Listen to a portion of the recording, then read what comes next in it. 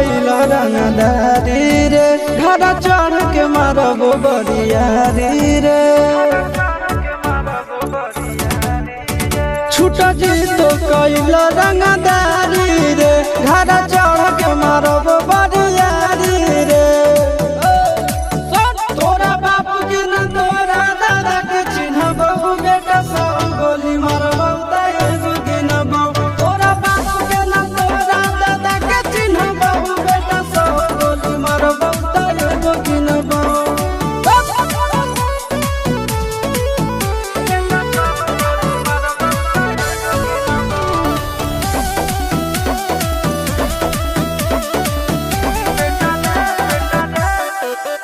बेटा रे काटा से ठोक देबौ चिमनी के भाठा में झोंक देबौ देखबौ कवन बाप बचैतौ तोरा प्रशासन के गाड़ी भी रोक देबौ बेटा जी सुनो बेटा रे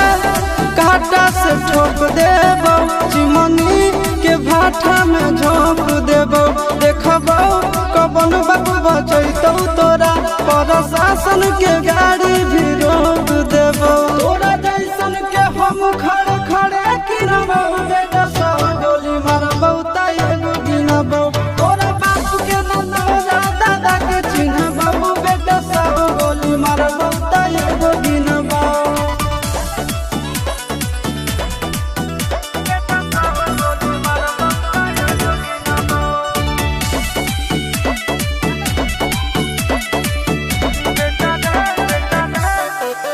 बेटा रे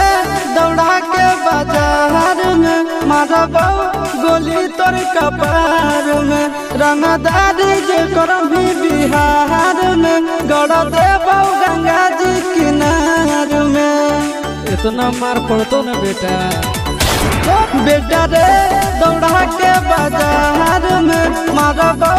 गोली तोर कपार में रंगदारी जे करबी बिहार में गड़ देबौ गंगा जी किनार में कहो चिंटू आशीष के कारण सुनबौ बेटा सब गोली मारबौ तैगो गिनबौ तोरा बाप के न तोरा दादा के चिन्हबौ बेटा सब गोली मारबौ तैगो गिनबौ